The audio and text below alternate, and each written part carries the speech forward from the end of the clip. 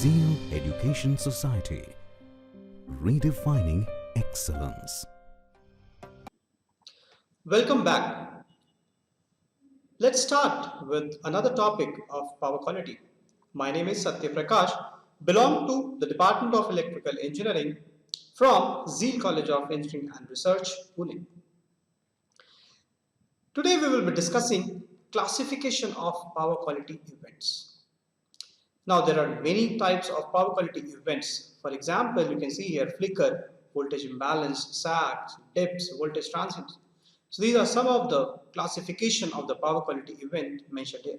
So one by one we will try to figure it out.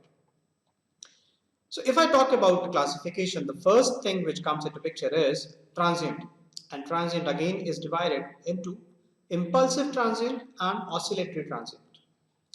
Next, we will move on to the short duration voltage variations. That will include interruption voltage sag and voltage swell. The third part will be long duration voltage variation. Now, long duration voltage variations means we are talking about interruptions or over voltage or under voltage. So these are some of the major classification of power quality events. Now, apart from this, there are others as well, which is voltage imbalance, waveform distortion, which covers DC offset, harmonics, interharmonics, noise, notching. We also have voltage fluctuation, voltage flicker, and power frequency variations. So one by one, we will take care of all these power quality events. So first of all, let's start with the first one, and that is transient. So when we talk about transient, the first thing which comes into picture is we should remember we are talking about something which is temporary, which means this is not sustained, which means this will not last for long. These types of problems or power quality events are for very small duration, and that duration might be few milliseconds. So if I talk about transient, what is that?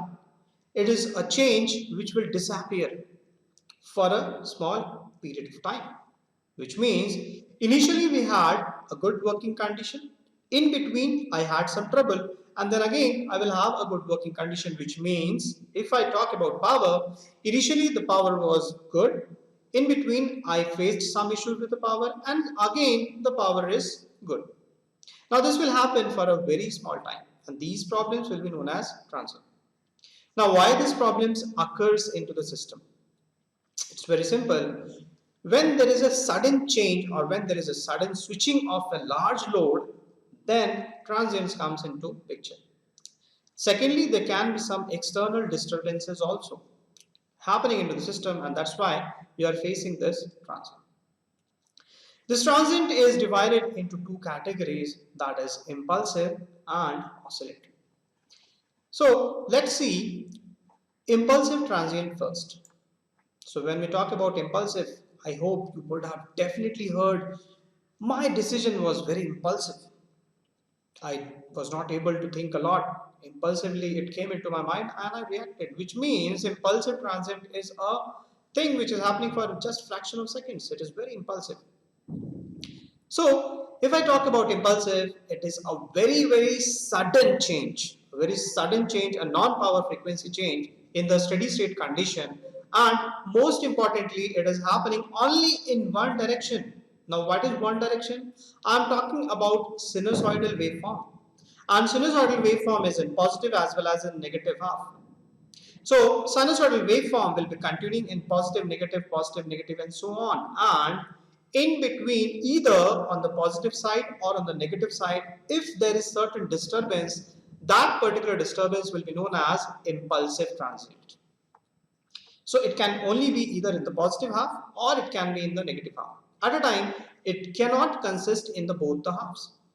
Now normally these types of transient are characterized by their rise time and the decay time, which means the rise time and decay time will tell you how much effective this particular impulsive transient was.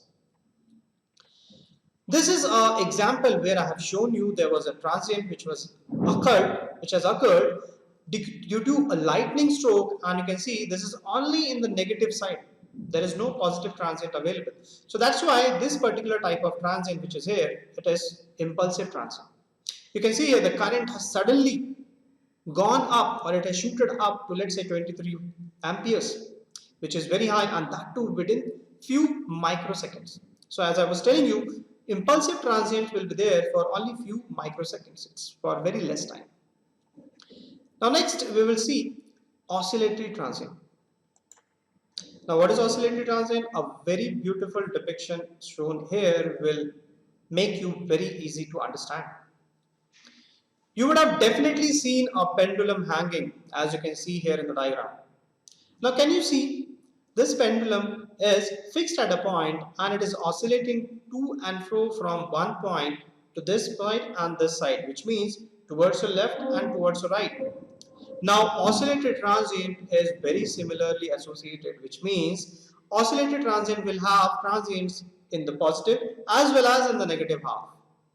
So in power system, in sinusoidal case, you will feel the problem in both the positive as well as negative half.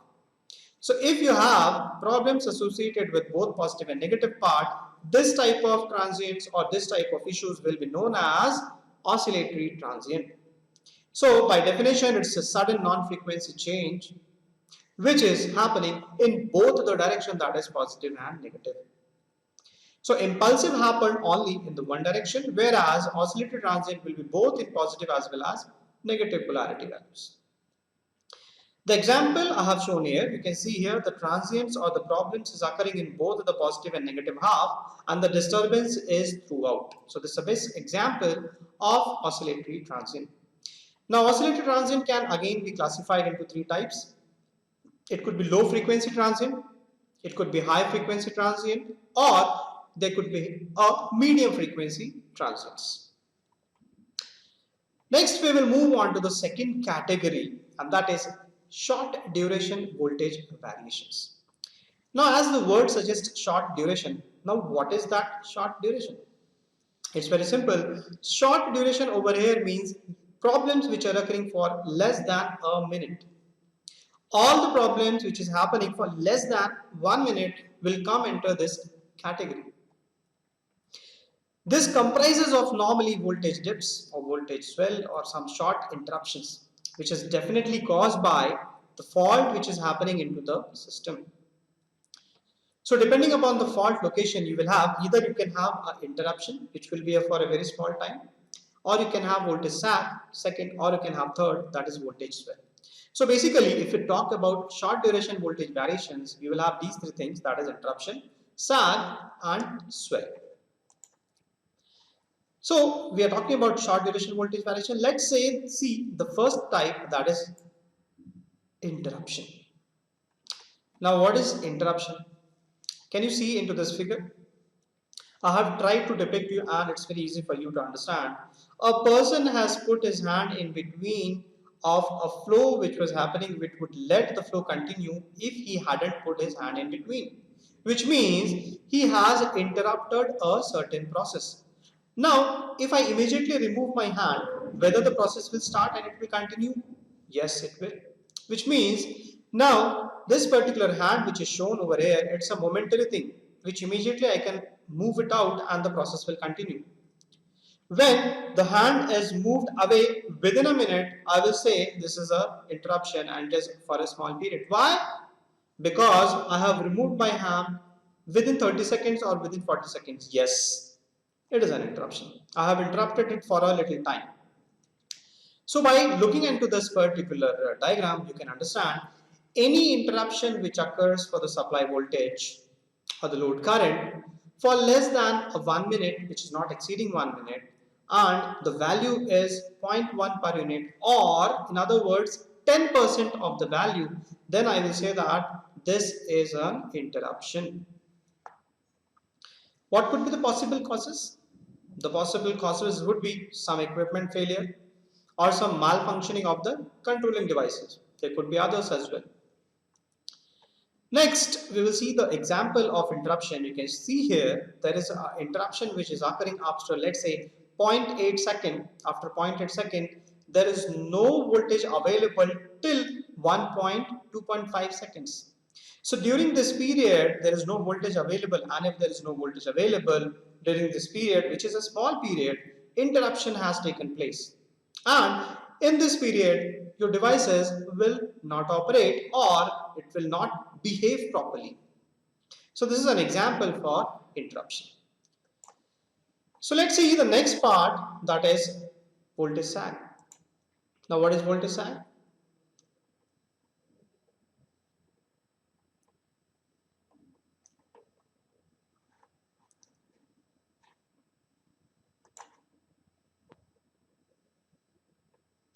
So voltage sag is nothing but it is decrease in the voltage between 10% to the 90%. Now suppose you have a rated voltage of 100 volt. Now with this 100 volt, your appliances are working properly. Now by any reason you have a, let's say, supply of 20 volt, or let's say supply of 40 volt. Now this particular condition will be under voltage sag, but it should be for less than a minute. If you are having a voltage dip for less than 1 minute, then this particular thing will be known as voltage sag. So the RMS value lying between 10% to 90% of the rated voltage or the rated current will be considered as voltage sag. Now why voltage sag is happening into the system? Simple. Whenever there is a heavy load being turned on, which is thrown into the system, which means there is an increase in the load. If suddenly the load is increasing, there will be a voltage dip, and the system will be showing some variations. It could also be possible there is a big motor which is starting at that moment and which is given into the system. Or the third condition would be a high value of current because of some fault occurring into the system, or some of the transformers getting energized. So through this diagram you can understand there was a normal voltage and there is a dip in the voltage, which means the voltage has come down. But that range is between 10% to 90%. And importantly, it should be less than a minute. Then only it will be said as voltage sag. Next we will see the third category for short duration, that is voltage swell. It is just the opposite of voltage sag, which means it is excessive voltage than 100%, 110%, 120%, 140%. It is excessive voltage. So any kind of excessive voltage or current beyond the rated current or the rated voltage will be taken as voltage swell. So this is an example where you can see from 0.05 seconds you have till 0.15 seconds increase in the voltage than the normal regular voltage, that is 1 per unit, and this increase in the voltage is nothing but it is voltage swell. So if I define voltage swell, how I will define it? Simple. If there is an increase in the voltage between 110% to 180%, or from 1.1 per unit to 1.8 per unit, this category will be known as voltage swell. And most importantly, it should be less than a minute or less than half cycle. So this type of problems will be known as voltage swell. Now we will move on to the third category, and that is long duration voltage variations. So if you talk about long duration voltage variation, we are talking about the variations or the problems which are occurring for more than a minute. Initially we had short duration which was till 1 minute.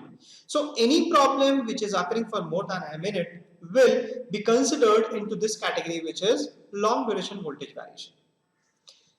So it's very easy to understand that any RMS deviation which is occurring for more than 1 minute, it will be considered as long duration. Now what are the possible causes?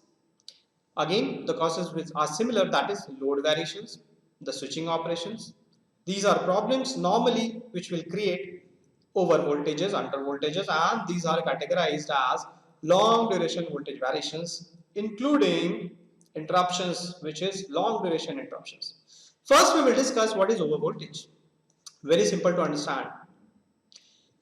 Any over voltage into the system that is more than a minute which initially was considered as swell, now it will lie into the category of overvoltage because it has crossed 1 minute. So any greater voltage which is happening in the system for more than a minute, it will be considered as overvoltage. What are the causes? Already mentioned. The causes would be sudden switching off a large load. If a large load is getting switched off, suddenly the voltage will shoot up. Or the capacitor bank getting energized. Initially, when the capacitor gets energized, that particular voltage will be available into the system, which will increase the voltage. There could be some incorrect tap setting of the transformers. What is the solution to that? Solution is simple. You can have a voltage regulator. Next, we will see undervoltage. What is undervoltage? Simple. Any voltage which is less than 90% of the rated voltage for duration greater than 1 minute will be considered as undervoltage. Causes almost similar. Whatever causes we had for the overvoltage, the opposite causes will create undervoltage, which means if suddenly the capacitor bank is switched off, it will create undervoltage. If there is some overloading into the circuit, it will create undervoltage. If there is load switching, it will again create overvoltage. What to do? Remedy is again same. You need voltage regulators. Third and the last part for long duration voltage variations will be interruption which are sustained. Now what is the meaning of sustained? It is prolonged interruption, which means interruptions for more than a minute. So any interruption which is having more than a minute, for example, you can see here after 300 milliseconds you have a straight line, which means there is no amplitude into the voltage, which clearly shows that there is no power available and the interruption is now sustained. You need human intervention to correct this type of interruption. So any supply voltage which is 0 for more than 1 minute, it will be interruption, which can be also considered as permanent fault, and it will require human intervention. So this is where we have seen all these types of classification, that is transients, then short duration voltage variations, and then long duration voltage variations. So we have seen many types, that is we have covered sag, swell, transient, and we are left with few others such like flickers, some interruptions or harmonics, which we'll be seeing in the next session. So thank you very much for this session. We will meet in the next session for the part 2 of the classification of power quality events. Thank you. Zeal Education Society, redefining excellence.